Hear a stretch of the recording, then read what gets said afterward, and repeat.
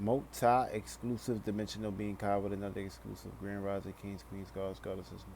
Basically, today's video is going to be about Sun and Leo, Moon, and Sagittarius. And basically, this is going to take shape and form tomorrow. So, you do not need to be waking up tomorrow saying you may wake up on the wrong side tomorrow. You might have thighs issues, you might have hip issues. Your liver might be acting funny depending on how you was carrying out the energies of today, because it's basically energy can never be destroyed, can only be reciprocated. Also, sciatic with your thighs and your hips and shit, you might have issues, and these areas might be very sensitive. So basically, treat them with very care like energy. So basically, being that we got the Sun and Leo, this is self-expression, basically sensitive, center of attention, center stage, and basically being having self-esteem and self-passion, utilizing the fire element, fixating in his own ways.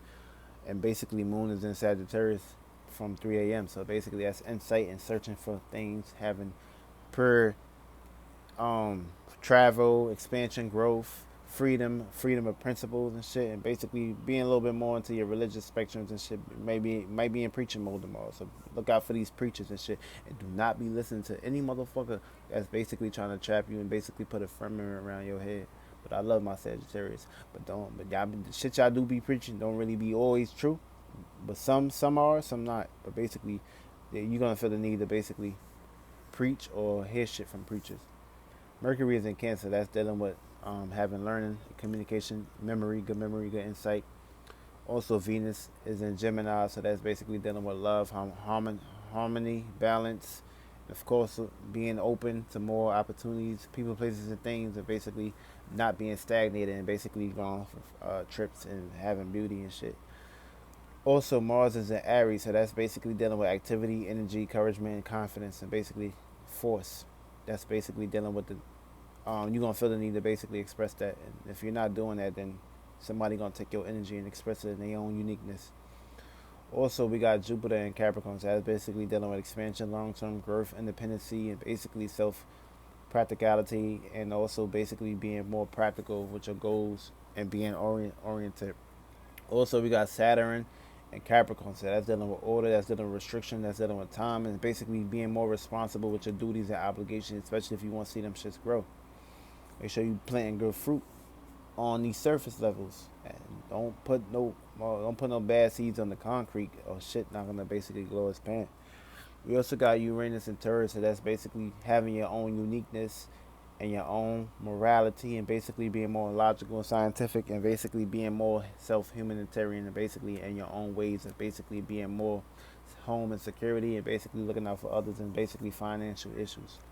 Whether this can be good and bad, depending on how you utilizing that $600 a month or whatever the case may be, or you saving. Neptune is in Pisces, so that's dealing with dreams, imagination, illusion, things you can't see with your two eyes. That's basically inner. So basically, don't get trapped into nobody else's illusion. Know that your imagination is powerful, and the fucking moment you giving it to somebody else's dreams and imagination with this fake ass virus shit, you're fucking up. And you're basically corona, which is you separate the virus, the word virus, which is corona, which is mind. So that's spiritual warfare. When they get your mind, it's over for you. You have a mental virus. You're under their program. They can control you. Also, we got North Node and Gemini, so that's basically dealing with new ways and adapting to new ways and being more mutable. And of course, South Node is in Sagittarius. That's basically getting out of your bubble of trying to know it all and basically looking at the bigger picture.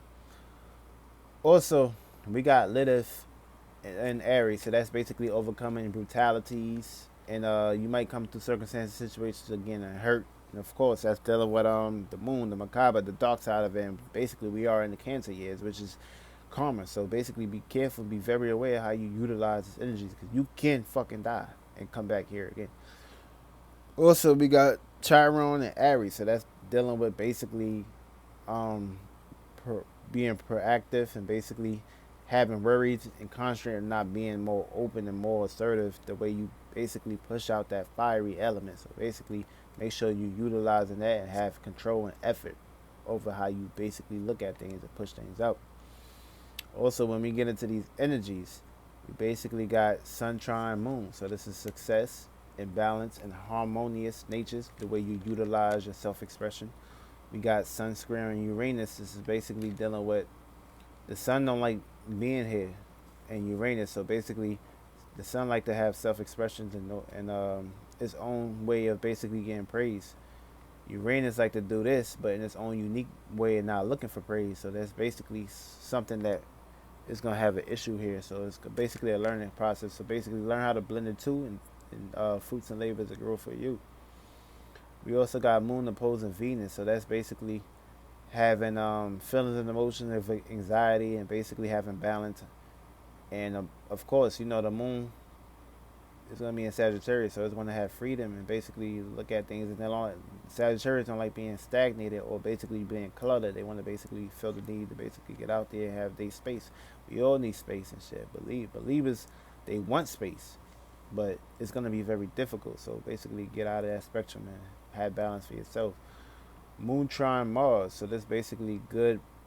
You could be this is gonna be a good time to be a good hoster, control, and create new ways and basically set up shop. So take advantage of that. Also, we got Moon square Neptune, so that's basically dealing with the Moon like to be home, and basically it's a square. So basically, it's a learning process of basically getting off the nest and basically being free and finding out new revelations that are working to your favor and basically being searching for new things. We also got Mercury square Mercury square Mars. So that's basically you're gonna feel the need to basically have duality with people, places, and things, expression, self-criticism, and you might get into conflicts with other people, places, and things depending on how opposing you are when you basically coming at people. So basically, be very aware and try not to overthink, but basically because this is a fast mind right here in this position, so you'll be overly thinking. So basically, just meditate and make sure you get right with yourself, and be aware of anxiety and headaches. That because you might give other people headaches, and they might get offended by how you the way you talk. Mercury opposing Jupiter, so that's basically get out of don't try not to overthink because it's basically this is opposing energy right here. It's mutable and it's like to be practical with Mercury and Jupiter. They like to just basically not give a fuck and just do their own thing. So basically, be very aware and don't have no doubts on yourself. Also, we got Mercury trine Neptune, so that's basically dealing with this can come up with illusions and shit. Try not to have too much trust into people because they can take advantage of you. This can be this could be harmful and harmonious, but everything is up to grab at this point. Mercury opposing Pluto. So it's basically dealing with surroundings and locations and feelings and emotions of basically having manipulation towards other people, places, and things. So be aware of that. Venus square Neptune. So this basically dealing with balance, peace, and harmony. And it's basically learn how to basically be free of that too. Because if you don't do that shit, Neptune can basically bring death and transformation and control the energies. And it won't go into your spectrum as balance. So things can get very harmful instead of harmonious. So be aware of that. Mars square Jupiter is basically learn how to have dualities of your powers, of your creations, and be very, very aware of impulsive actions and acting without thinking. Also, Mars square Pluto is basically dealing with feelings and emotions of expression, of basically having self ways of doing things and reacting and responding to things very fast and not giving a fuck. So basically, be very aware of that because things can get very detriment, especially dealing with these two harmonious kind of sort of harmful planets that basically may get along and may not get along, but it's the same shit. Apparently, that's the masculine and feminine. Jupiter sextile Neptune. It's basically dealing with